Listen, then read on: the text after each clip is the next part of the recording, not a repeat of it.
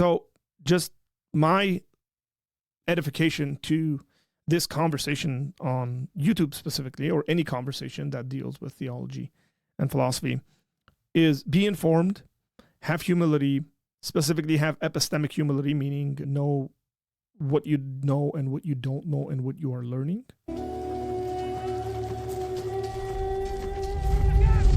This came out of the conversation I was introduced to yesterday. I didn't know that there was a conversation happening online about this whole, between Orthodox, Jay Dyer predominantly, it seems like, talking about, Catholics say that they worship the same God, or Muslims worship the same God as Catholics do. And then the conversations kind of spreading from there. I got introduced to this yesterday on the stream live. You guys saw me learning about this. Big props to JP for jumping on and clarifying some things for me and giving me some resources to think about and think through. And there's a number of things I said in the conversation with JP, and JP appreciated this, that were thoughts I had in the moment, understanding philosophical dialogue on these subjects.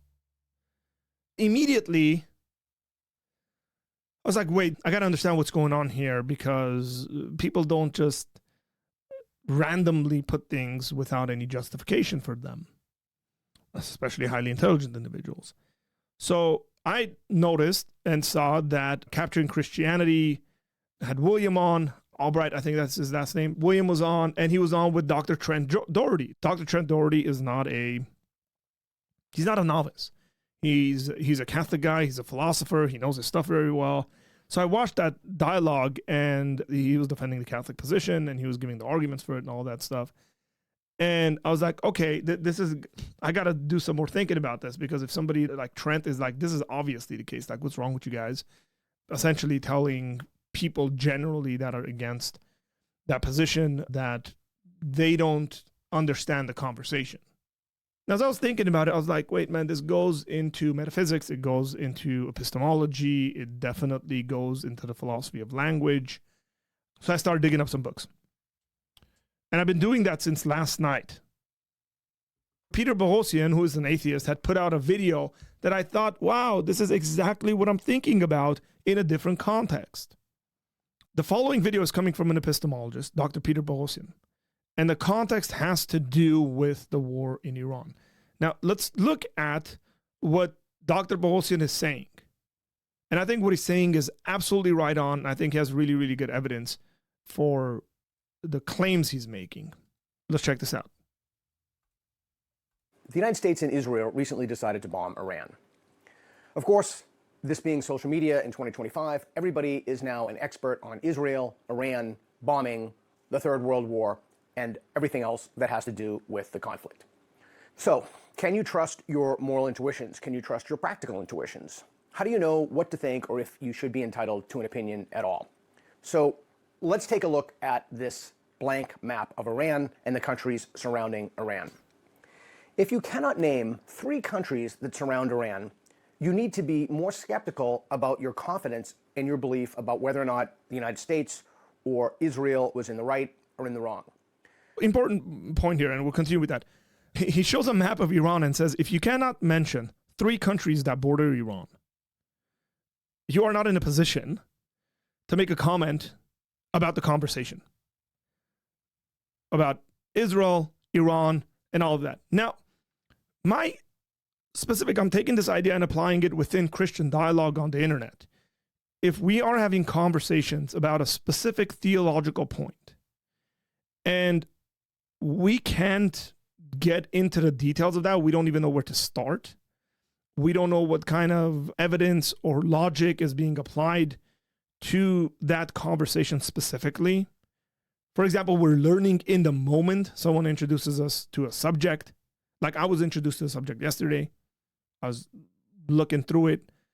Now, because of my background, I have a way to process that information and say, oh, maybe they're saying this, maybe they're saying that, and then go through it without having to formulate an opinion necessarily, but know where the conversation is going, and even try to steelman the opposing position. Now here, because he's dealing with war and geography and stuff like that, he's saying, look, you got to be able to know where Iran's on the planet. If you don't even know that minimally, where it is and who neighbors it, probably might not want to have an opinion on the matter. Have some humility. Name, for example, 3 countries, or you could find Israel on a map and really look at that map and ask yourself if you can do that. This is a time for self-honesty. If you cannot do that, and yet you had a strong opinion about the matter, you should really have a come to Jesus moment and ask yourself whether or not your opinion was warranted. So that does not mean if someone is not particularly good at geography that they're not, again, it's not about entitled to have an opinion, it's whether or not your opinion is justified. One can also be particularly good at geography and not know anything about geopolitics. At the start of the Iraq War, I was teaching at Loyola. Let me break this down. So one can particularly be good at memorizing Bible verses, if I were to take his, the geography context. So you could be good at geography, but not geopolitics, and you're in a problem. So I would say maybe you read the Bible a lot and you know a lot of Bible verses, you've memorized them, but you're not particularly good at theology, and specifically systematic theology or the philosophy that goes into doing theology, and then you're leaning into theological conversations. It would make sense to just not and put yourself in a position where you are just learning. Look at this example he gives about the Iraq War. In New Orleans, I asked people how confident they were that the United States should be attacking Iraq. People said they were very confident the war was the right thing to do. I then had all my students clean off their desks and write down in a list on a blank sheet of paper the names of the countries that surrounded Iraq. 2 people in the whole class could name 3 countries that surrounded Iraq. 2 out of a class of, say, 35. That should make people suspicious of the confidence they have in their political pronouncements. There's no difference between the geography of knowing what countries surround Iraq and what countries surround Iran. These are both geographical questions from which one can make inferences about one's knowledge of the region. I hope this has helped you to become more skeptical about your beliefs and your pronouncements about justification of a war in Iran, in the Middle East, with Israel, with the United States. Again, it's a complicated issue, and the key to any complicated issue is not only to be humble about the claims at stake, but also to ask yourself what you really know. Fortunately, in this case, we can test very easily what you really know. And finally, if your beliefs were out of alignment, were mismatched with your knowledge of the area, that should cause you to be skeptical about other beliefs you have, in that you've extended the confidence beyond the warrant of the evidence. So excellent wisdom. Again, Dr. Peter Boghossian's an atheist. Now, I like him quite a bit. I really, really like him. I think there's a lot of stuff he says that is good, that we should listen to and learn from. So how do we apply this to the conversation about theology, specifically, in my opinion, at least, when it pertains to philosophical discourse, because there's quite a bit of that. Have humility. Don't come to conclusions too quickly. And there's a wisdom in here in this sense. If you come to a conclusion too quickly, and then some things come to light that you were just unfamiliar with, you didn't know, and then now you have to publicly renounce your earlier position you took, you're going to look foolish. What's going to end up happening is maybe people might be generous to you the first time, and they might be less generous to you the second time and the third time. And by the 4th, 5th, 6th, 7th time, they might say, maybe this guy doesn't really know what he's talking about, because he keeps taking on, or she keeps taking on, these positions without actually knowing these conversations and misleading people X, Y, and Z.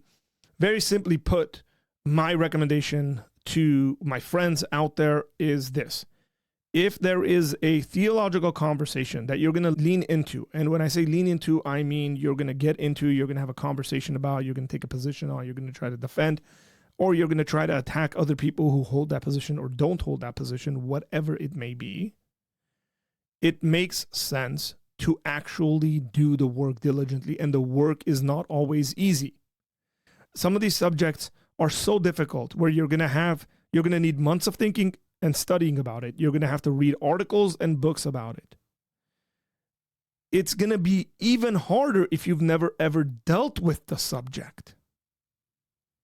Now, if you have a background in the subject, it might be a bit easier. When I'm looking at the subject and I know some of the thinking that goes behind it, say the philosophy of language, then I know what books to go to and draw upon in order for me to get into it and have a more well-rounded opinion on the subject or something like that, or at least know where to start, as opposed to people who have no knowledge about it, but think they have an opinion about it because, I don't know, they read the Bible. You can read the Bible and not know how to have conversations about theology because you haven't developed those skills. For the same reason, I might know a bunch of rules about basketball, but if I've never played basketball, I might not think that I am, Michael Jordan or Kobe Bryant or something like that. But I know the rules. It doesn't translate. So just my edification to this conversation on YouTube specifically, or any conversation that deals with theology and philosophy, is be informed, have humility, specifically have epistemic humility, meaning know what you know and what you don't know and what you are learning. And then don't take stances. It's okay to say, wow, that's a really good question. I've never thought about it. Here's my preliminary thinking on it, but maybe I'm missing something here. And I might need some help to further understand this conversation. That is godly behavior, you guys. That is absolutely godly behavior to say, I don't know. That is righteous behavior. That is wise behavior. The Bible speaks about wisdom of this sort everywhere, specifically in the wisdom literature. Read the book of Proverbs. Develop humility and apply it in your discourse on the internet, whether you're a content creator or whether you're just a person in the comment section. Please do that. I think it would be beneficial to the church at large. It will be good for people generally. And I think generally unbelievers will see this about us and say, wow, these people are actually humble, and that's a character trait that would generally be emulated, and people will want to emulate that kind of character rather than seeing us talk about nonsense.